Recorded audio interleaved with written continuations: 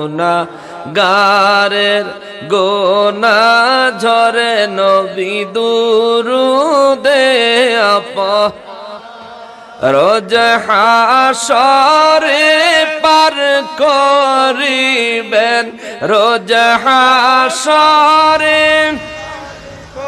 করিবেন উম্মত গুনাহগার নবীজি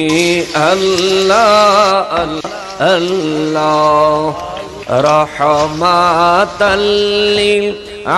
আলামিন নবী উম্মতের কান্ডার